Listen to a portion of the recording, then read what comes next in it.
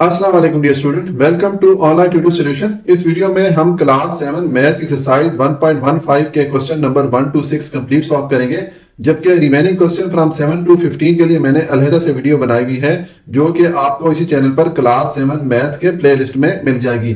Channel को subscribe कर लीजिएगा ताकि हर नई एक्सरसाइज का सोल्यूशन आपको साथ साथ मिलता रहे। अच्छा जी, अब एक्सरसाइज 1.5 में हम जो क्वेश्चन सॉल्व करेंगे वो टैक्स से रिलेटेड है। तो वो क्वेश्चन सॉल्व करने से पहले हम कुछ टर्मिनोलॉजीज को समझते हैं, क्योंकि इन टर्मिनोलॉजीज को समझना हमारे लिए ज़रूरी है अगर हम ये क्वेश्चन सॉल्व करना चाहते हैं। तो देखें, सबसे पहले है टैक्स। अब टैक्स किसको कहते हैं? A tax is an amount that government imposes on public to give them facilities like education, health, security, justice, roads, electricity etcetera. कि टैक्स किसको कहते हैं? टैक्स वो रकम होती है या वो अमाउंट होती है जो कि गवर्नमेंट अपनी आवाम से लेती है और उसके बदले में वो मुख्तलिफ किस्म की फैसिलिटीज अपनी पब्लिक को या अपनी आवाम को देती है, जैसे कि तालीम है, हेल्थ है, सिक्योरिटी है, सड़कें हैं। ये सारी फिर फैसिलिटीज गवर्नमेंट उसके बदले में अपने आवाम को देती है। अब टैक्स की दो किस्में हैं। एक है डायरेक्ट टैक्स। डायरेक्ट टैक्स में क्या होता है? A tax in which the tax payer pays directly to the government. इस टाइप ऑफ टैक्स में जो टैक्स की पेमेंट होती है वो गवर्नमेंट को डायरेक्ट होती है। ठीक है, इसमें एग्जांपल के तौर पे है, for example income tax, property tax. ये अभी हम इसकी डिटेल देखते हैं। ठीक है, उसके बाद जो दूसरी टाइप के टैक्स होते हैं वो है इनडायरेक्ट टैक्स। इनडायरेक्ट टैक्स कौन से होते हैं? In such taxes are charge on goods and services और ऑन कमोडिटीज। कि ये जो टैक्स होता है ये मुख्तलिफ किस्म की सर्विसेज पे चार्ज किए जाते हैं, मुख्तलिफ किस्म की अशिया पे चार्ज किए जाते हैं। जैसे कि आपके बिजली के बिल में मुख्तलिफ किस्म के टैक्स होते हैं, तो वो इस किस्म के टैक्स को इनडायरेक्ट टैक्स कहते हैं। ठीक है, अब हमारे कोर्स में जो टाइप ऑफ टैक्सेस शामिल किए गए हैं उनकी हम बहुत ही मुख्तसर डिटेल देख लेते हैं और फिर हम एक्सरसाइज की तरफ चलेंगे। देखें, सबसे पहले है इनकम टैक्स। इनकम टैक्स कौन सा टैक्स होता है? Income tax is the tax imposed by government on the income of individual exceeding a certain amount. Income tax किसे कहते हैं? ये गवर्नमेंट जो है मुख्तलिफ लोगों की जो आमदनी होती है उस पे लगाती है। ठीक है, और इसका जो रेट होता है वो आमदनी के हिसाब से होता है। ठीक है, जिसकी आमदनी ज्यादा होती है उस पे ज्यादा इनकम टैक्स लगता है और जिसकी आमदनी कम होती है तो उस पे कम इनकम टैक्स लगता है। अब जो 2022-23 में जो रेट है इनकम टैक्स का, वो ये हमें टेबल दिया गया है। ये मैं टेबल आपको दिखाता हूं। ये वाला टेबल हम क्वेश्चन में सॉल्व करेंगे। ठीक है, अब ये इनकम टैक्स का टेबल है। ठीक है, जिसमें के मुख्तलिफ लोगों की जो आमदनी है उस आमदनी के हिसाब से ये टैक्स है। मसलन अगर किसी शख्स की आमदन 6 लाख से 12 लाख के दरमियान में हो तो फिर उस पर ये 2.5% टैक्स लगेगा। ठीक हो गया। इसी तरह ये मुख्तलिफ रेट्स हैं। ये जब हम क्वेश्चन आएंगे तो वहां पर फिर मैं इसको 1 by 1 एक्सप्लेन करूंगा। ठीक है, अभी यहाँ पर एक्सप्लेन करूंगा तो आप कंफ्यूज हो जाएंगे। ये वाला टेबल हम यूज करेंगे जब हम इनकम टैक्स के क्वेश्चन सॉल्व करेंगे एक्सरसाइज में। ठीक हो गया। उसके बाद जो नेक्स्ट टाइप ऑफ टैक्स हम देखेंगे वो है प्रॉपर्टी टैक्स। प्रॉपर्टी टैक्स कौन सा होता है? Property tax is a tax imposed by government on the property such as house, land and shops. कि प्रॉपर्टी टैक्स नाम से ही जाहिर है कि गवर्नमेंट जब किसी की प्रॉपर्टी पे जो टैक्स लगाती है उस टैक्स को प्रॉपर्टी टैक्स कहते हैं। ठीक हो गया। और उसके बाद हम एक और टाइप ऑफ टैक्स पढ़ेंगे, ये है जनरल सेल टैक्स, जीएसटी इसको बोलते हैं। ठीक है, when a customer purchases an item he pays an extra amount in addition to the original price of the item. This extra amount is called general sales tax या इसको GST बोलते हैं। कि हम जब भी कोई चीज खरीदते हैं बाजार से, ठीक है, तो उस चीज की जो ओरिजिनल अमाउंट होती है उस पे हमें कुछ इजाफी रकम देनी होती है। वो जो इजाफी रकम हम पे करते हैं उसको जनरल सेल्स टैक्स बोलते हैं। ठीक है, जीएसटी बोलते हैं। तो इसके जो रेट है वो government time to time change करती रहती है। ठीक है, ये 0% से लेके 25% तक कोई भी रेट हो सकता है। आजकल जो जीएसटी का रेट है यानी कि ये 2023 है, तो इस टाइम 17% जो है गवर्नमेंट जीएसटी लेती है। यानी कि हम जब भी कोई चीज परचेज करते हैं तो उसमें 100 के पीछे 17 रुपए हम जीएसटी या जनरल सेल टैक्स के हम देते हैं। ठीक हो गया। उसके बाद जो नेक्स्ट टाइप ऑफ टैक्स हम पढ़ेंगे ये है वैल्यू एडिड टैक्स, इसको वैट भी बोलते हैं। अब ये कौन सा टैक्स होता है? A tax in which the price of an object is increase during production और डिस्ट्रीब्यूशन एट ईच स्टेज। इसमें जो टैक्स लगता है ये जब कोई प्रोडक्शन की जाती है किसी भी चीज की तो उस पर मरहलावार टैक्स लगता है, ठीक है। मुख्तलिफ स्टेजेस में ये टैक्स साथ साथ लगता जाता है और उस हिसाब से उस चीज की जो कीमत है वो तय की जाती है। पाकिस्तान में यूजुअली वेट का इतना इस्तेमाल नहीं है, पाकिस्तान में जीएसटी है, ठीक है। पाकिस्तान में जीएसटी और वेट तकरीबन एक ही चीज को बोलते हैं, ठीक हो गया। और उसके बाद जो लास्ट टर्म हम पढ़ेंगे ये कमीशन है। कमीशन किसे बोलते हैं, नाम से जाहिर है। देखें, commission is an amount of money which is paid by the seller और purchaser to the agent for his services. पर कमीशन जो है किसी भी एजेंट को या किसी भी शख्स को वो जो सर्विसेज देता है उस सर्विसेज के बदले में उसको जो रकम दी जाती है उसको कमीशन बोलते हैं। अब हम ये वाला फार्मूला यूज करेंगे, रेट ऑफ कमीशन हम किस तरह कैलकुलेट करेंगे, ये फार्मूला हम यूज करेंगे एक्सरसाइज में। Commission is equal to rate of commission into selling price. ये जब क्वेश्चन आएंगे तो वहां पर मैं आपको डिटेल से एक्सप्लेन करूंगा। अब हम एक्सरसाइज की तरफ चलेंगे और क्वेश्चन सॉल्व करेंगे। क्वेश्चन नंबर 1 है, जवार has annual income of ₹10 lakh कि अगर जवार की सालाना आमदनी 10 लाख रुपए हो, find the amount of income tax. तो हमने उस आमदनी पे कितना इनकम टैक्स बनता है ये हमने फाइंड करना है, ठीक है। तो देखें इसका सोल्यूशन है, जो इन्फॉर्मेशन दी गई थी वो मैंने लिख दी है कि एनुअल इनकम ऑफ जवार इज इक्वल टू कितनी है, 10 लाख रुपए। तो मैंने ये 10 लाख रुपए लिख दी कि जवार की सालाना आमदनी कितनी है, 10 लाख रुपए। अब इस पे हमने इनकम टैक्स मालूम करना है कि कितना आता है। तो देखें हम पूरे 10 लाख पे इनकम टैक्स कैलकुलेट नहीं करेंगे। मैंने इस एक्सरसाइज के शुरू में इंट्रोडक्शन सेक्शन में आपको ये टेबल दिखाया था इनकम टैक्स का, और आपको मैंने बताया था कि इस टेबल का हम यूज़ करेंगे जब भी इनकम टैक्स के क्वेश्चन आएंगे। अब देखें जवार की जो आमदनी है वो कितनी है, 10 लाख है। और इस टेबल में अगर आप ये सीरियल नंबर 1 पे आए तो यहाँ पर ये जो टैक्स के रेट लिखे हुए हैं ये किसके लिए हैं, जिसकी आमदन 6 लाख से 12 लाख के दरमियान हो। तो जवार की आमदन कितनी है, 10 लाख है। इसका मतलब है जवार पे जो टैक्स के रेट अप्लाई होंगे वो ये वाले होंगे, ठीक है। जवार पे जो टैक्स हम अप्लाई करेंगे, किस रेट से हम टैक्स कैलकुलेट करेंगे जवार के लिए, 2.5% के हिसाब से, ठीक है। और उसमें से जो 6 लाख की जो इनकम है वो हम माइनस करेंगे, क्योंकि ये एग्जेम्प्टेड अमाउंट है, यानी कि इस पे टैक्स लागू नहीं होता। ये जो रकम है ये टैक्स से मुस्तस्ना है, ठीक है। तो हम जो है पूरे 10 लाख पे टैक्स अप्लाई नहीं करेंगे, बल्कि इसमें से हम 6 लाख माइनस करेंगे। जो बकाया हमारे पास रकम बनेगी उस पे हम टैक्स अप्लाई करेंगे। और किस रेट से करेंगे, 2.5% से, जो अभी हमने टेबल में देखा। तो देखें ये मैंने लिखा है एग्जेम्प्टेड अमाउंट, कि वो वाली रकम जिस पे के टैक्स लागू नहीं होता या टैक्स से जो मुस्तस्ना अमाउंट होती है, वो अभी हमने टेबल में देखी कितनी थी, 6 लाख रुपए। तो मैंने ये लिख दिया। तो अब टैक्सेबल अमाउंट मैंने निकालनी है, यानी कि वो रकम जिस पे के टैक्स लागू होता है, जिस पे के हमने टैक्स कैलकुलेट करना है। तो मैंने लिखा है टैक्सेबल इनकम, यानी कि वो रकम जिस पे के टैक्स अप्लाई होता है या लागू होता है, is equal to gross income, यानी कि जवार की जो टोटल इनकम है वो माइनस एग्जेम्प्टेड अमाउंट, यानी कि वो अमाउंट जिस पे के टैक्स लागू नहीं होता, जो टैक्स से मुस्तस्ना है। तो देखें हमारे पास ग्रॉस इनकम कितनी है, ग्रॉस इनकम या टोटल इनकम जवार की है 10 लाख रुपए। तो मैं लिख लेता हूं यहां पर 10 लाख रुपए, ठीक है।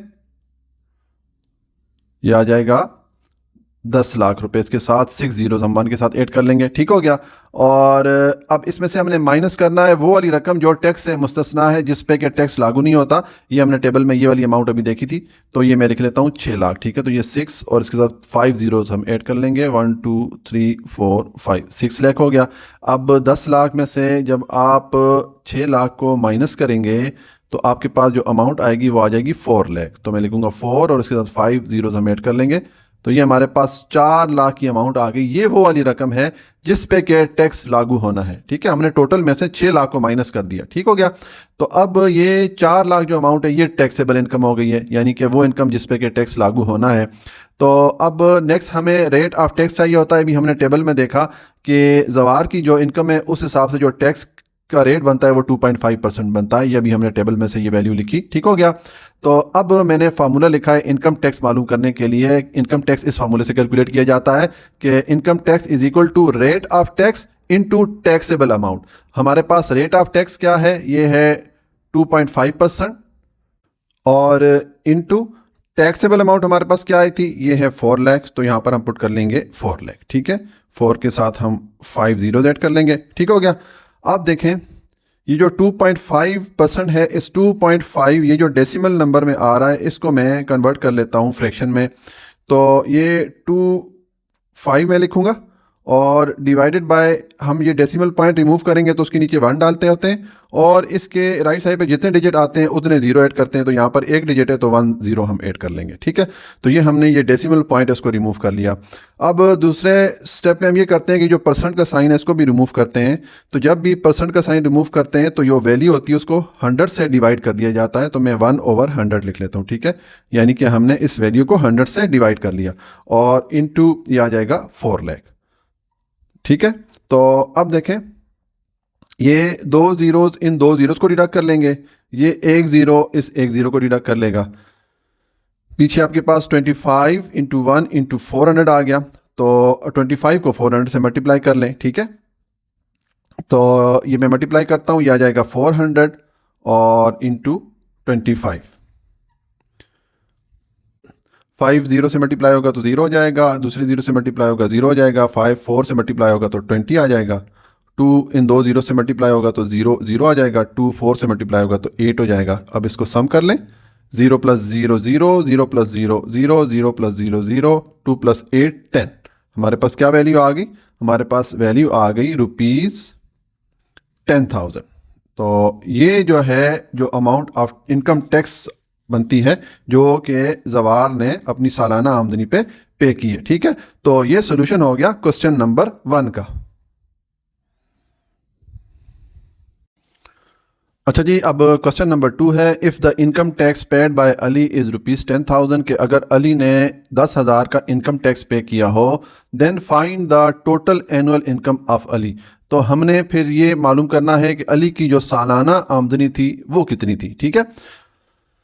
तो देखें, ये वाला जो क्वेश्चन है ये क्वेश्चन नंबर 1 के बिल्कुल ऑपोजिट है। वहाँ पर हमें सालाना इनकम दी गई थी, एनुअल इनकम दी गई थी, और हमने इनकम टैक्स की वैल्यू फाइंड करनी थी। यहाँ पर हमें इनकम टैक्स की वैल्यू दे दी गई है और हमने जो एनुअल इनकम है या सालाना आमदन है वो मालूम करनी है। तो देखें, इसका सोल्यूशन है, जो इन्फॉर्मेशन क्वेश्चन में दी गई थी वो मैंने लिख दी है कि income tax paid by Ali, Ali ने कितना इनकम टैक्स पे किया, ₹10,000, ये मैंने यहाँ से लिख दिया। अब किस रेट पे ये इनकम टैक्स अली ने पे किया, तो ये मैंने लिखा है rate of tax is equal to 2.5%। अब ये 2.5% मैंने कहाँ से लिखा है? देखें, ये हमारे पास टेबल मैंने आपको दिखाया था पिछले क्वेश्चन में भी, कि यहाँ पर ये देखें जो रेट आ रहा है इनकम टैक्स का 2.5%। इस केस में 2.5% हम रेट यहाँ पर लिखेंगे, ठीक है। तो ये मैंने लिख दिया, rate of income is equal to 2.5%। अब हमें वो अमाउंट मालूम करनी है जिस पे के अली ने ये जो इनकम टैक्स पे किया है, ठीक है।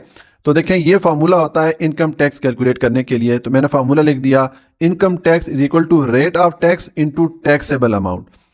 इनकम टैक्स का मतलब हो गया जो अमाउंट इनकम टैक्स की बनती है, और रेट ऑफ टैक्स ये जो रेट उस पर लागू होता है वो यहाँ पर लिखेंगे। और टैक्सेबल इनकम कौन सी होती है? वो इनकम या वो आमदनी जिस पर के टैक्स लागू होता है, जिस पर के टैक्स अप्लाई होता है, ठीक है। तो अब देखें, यहाँ पर हम वैल्यूज पुट करते हैं। इनकम टैक्स कितना पे किया अली ने? 10,000। तो यहाँ पर हम पुट कर लेंगे 10,000, और is equal to rate of tax, किस रेट से पे किया अली ने? ये है 2.5%, और इनटू ये आ जाएगा टैक्सेबल अमाउंट, ये हमने मालूम करनी है। तो इसको मैं लिख लेता हूं, टैक्सेबल अमाउंट या टैक्सेबल इनकम, ठीक है। तो अब ये हो जाएगा 10,000 इज इक्वल टू, ये 2.5% को मैं लिख सकता हूं। देखें, 2.5 को मैं इसका जो डेसिमल पॉइंट है वो ख़त्म कर रहा हूँ। तो जब डेसिमल पॉइंट ख़त्म करते हैं तो डेसिमल पॉइंट के नीचे 1 डालते हैं, उसके राइट साइड पे जितने डिजिट होते हैं उतने जीरो डालते हैं। तो यहाँ पर एक डिजिट है तो मैं 1 0 डाल लूँगा, ठीक हो गया। और अब दूसरा, ये जो परसेंटेज का साइन है इसको मैंने ख़त्म करना है। तो जब भी परसेंटेज का साइन ख़त्म करना हो तो हम जो वैल्यू होती है उसको 100 से डिवाइड कर लेते हैं। तो ये मैं 1/100 लिख लेता हूँ, ठीक है। हमने 100 से डिवाइड कर लिया और परसेंटेज का साइन रिमूव कर लिया, इनटू ये आ जाएगा टैक्सेबल इनकम। इसको हम एज इट इज लिखते हैं क्योंकि इसकी वैल्यू हमने फाइंड करनी है। तो ये आ गई टैक्सेबल इनकम। अच्छा, तो अब ये हो जाएगा 10,000 इज इक्वल टू 25 1 से मल्टीप्लाई होगा तो 25 हो जाएगा, और 10 100 से मल्टीप्लाई होगा तो 1000 हो जाएगा, ठीक है। और इनटू ये आ जाएगा टैक्सेबल इनकम, ठीक है। ये आ गया। अब देखें, हम ये जो टैक्सेबल इनकम है इसको एक तरफ रखते हैं क्योंकि इसकी हमने वैल्यू फाइंड करनी है। ये आ जाएगा टैक्सेबल इनकम, यानी कि वो इनकम जिस पे के टैक्स अप्लाई होता है, जिस पे के टैक्स लागू होता है। ये मैं एक तरफ रखता हूँ taxable income. Is equal to, ये 25 और 1000 को दूसरी तरफ लेके जाऊंगा, तो पहले तो मैं लिखता हूँ ये 10,000, ठीक है। और अब इसको दूसरी तरफ लेके जाएंगे तो इस फ्रैक्शन का हम रेसिप्रोकल ले लेंगे, यानी कि इस फ्रैक्शन को हम उलट कर लेंगे, क्योंकि ये 1000 यहाँ पर डिवाइड हो रहा है, दूसरी तरफ जाके ये मल्टीप्लाई हो जाएगा तो ऊपर चला जाएगा, और ये 25 यहाँ पे मल्टीप्लाई हो रहा है तो दूसरी तरफ जाके ये डिवाइड हो जाएगा, ठीक है। तो हमने उस फ्रैक्शन को उलट करके लिख लिया, यानी कि इस फ्रैक्शन की रेसिप्रोकल वैल्यू हमने ले ली, ठीक हो गया। अब देखें ये 25 जो है ये डिवाइड होता है 10,000 पे 400 टाइम, ठीक है, क्योंकि देखिए 25 को 100 पे डिवाइड करें तो 4 टाइम डिवाइड होता है, और ये 2 0 साथ ऐड हो जाएंगे, तो ये 400 टाइम डिवाइड हो गया। अब 400 को 1000 से आप मल्टीप्लाई करेंगे तो मैं लिखूंगा रुपीज़, 4 को 1 से मल्टीप्लाई करें तो 4 आ जाता है, ठीक है। उसके बाद 2 0 यहाँ पर है, 3 0 यहाँ पर है, तो हम 5 0 ऐड कर लेंगे, 1 2 3 4 5, तो ये कितनी अमाउंट बन गई, ये 4 लाख रुपए बन गए, यानी कि ये वो रकम है जिस पे के अली ने टैक्स पे किया, ठीक हो गया। अब अली की जो सालाना आमदन है या सालाना इनकम है वो कितनी हो जाएगी, ये वाली नहीं होगी, क्योंकि हमने जो इनकम टैक्स का टेबल देखा था, मैं आपको दोबारा दिखाता हूँ, इसमें देखें ये 6 लाख वो अमाउंट होती है जिस पे के टैक्स लागू नहीं होता, जो टैक्स से मुस्तस्ना होती है, ठीक है।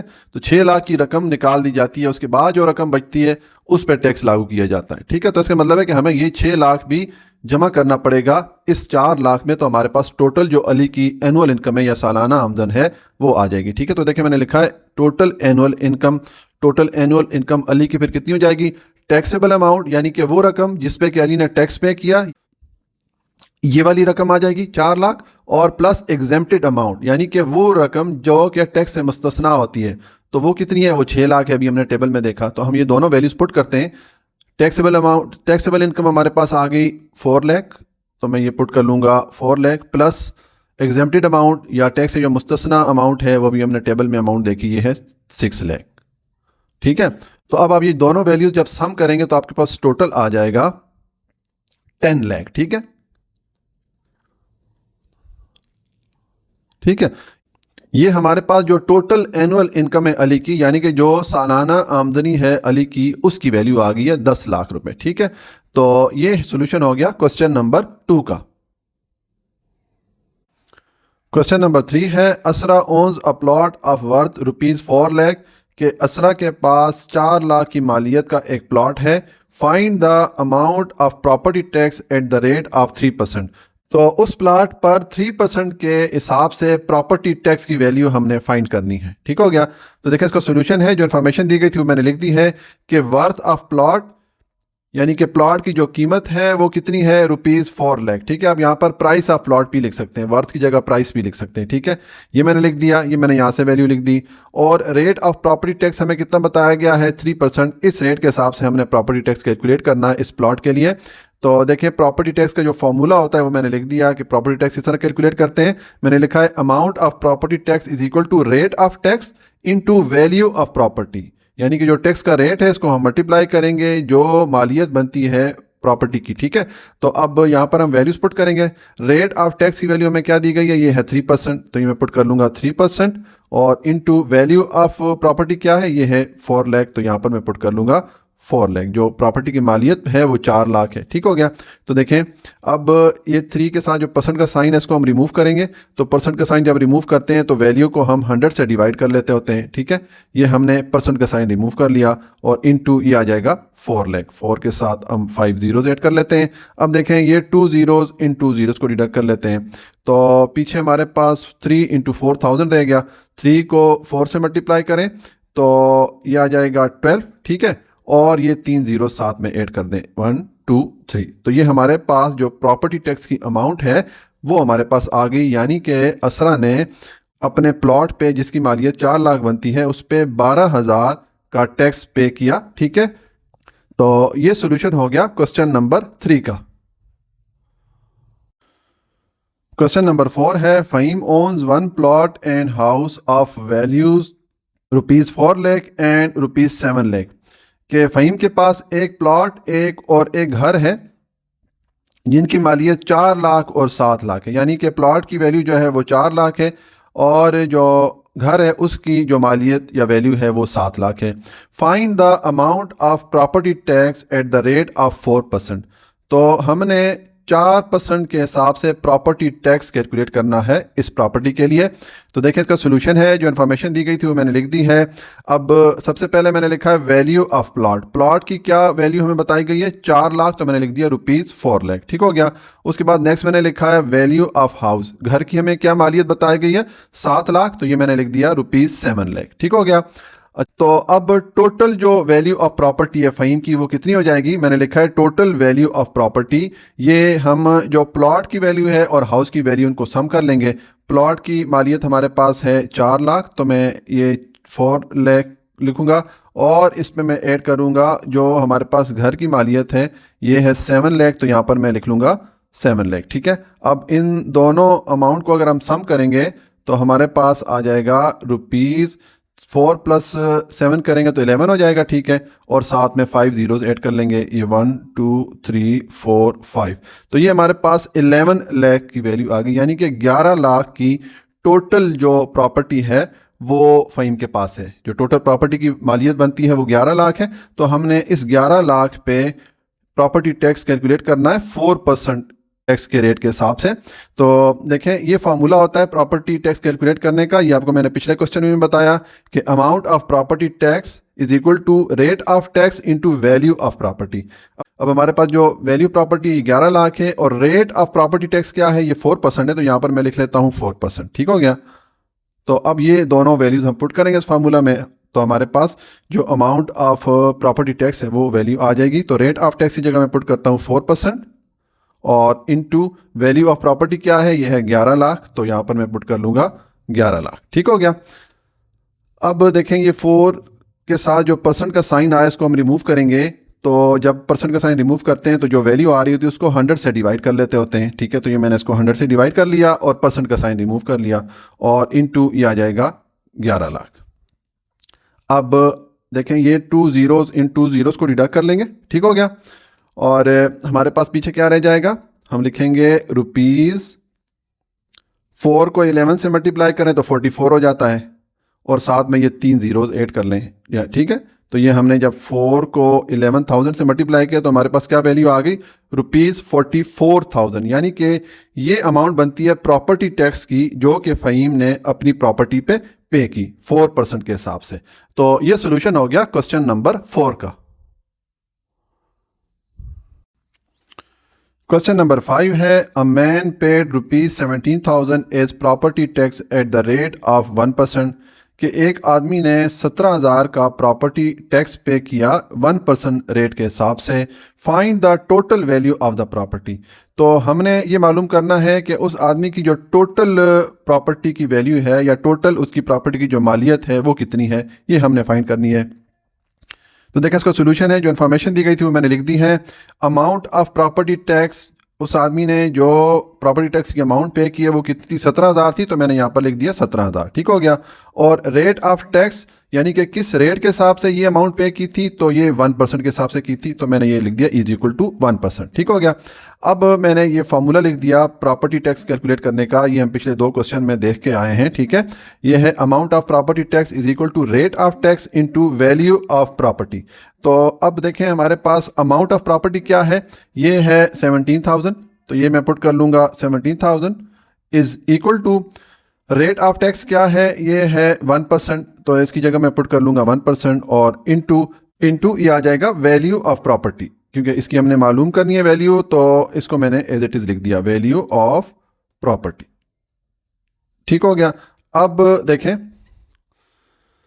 ये आ जाएगा 17,000, और ये 1 के साथ जो परसेंट आ रहा है इसको हम रिमूव करेंगे। तो जब परसेंट का साइन रिमूव करते हैं तो जो वैल्यू आती है उसको हम 100 से डिवाइड कर लेते हैं, 1 को हम 100 से डिवाइड कर लेंगे, और हमने ये परसेंटेज का साइन रिमूव कर दिया।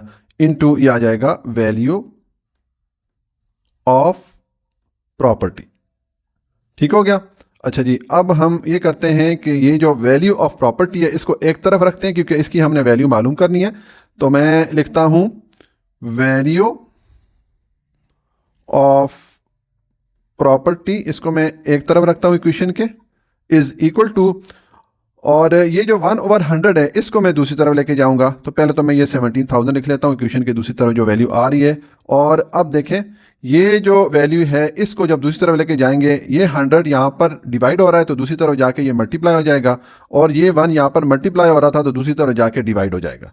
यानी कि इस 1/100 का ये जो फ्रैक्शन है, इस फ्रैक्शन की हमने रेसिप्रोकल वैल्यू ले ली है। इसकी नीचे वाली जो वैल्यू है ऊपर चली गई, ऊपर वाली वैल्यू हम नीचे ले आए। ठीक हो गया। तो अब 17,000 को आप 100 से मल्टीप्लाई करें, यह आ जाएगा रुपीज़।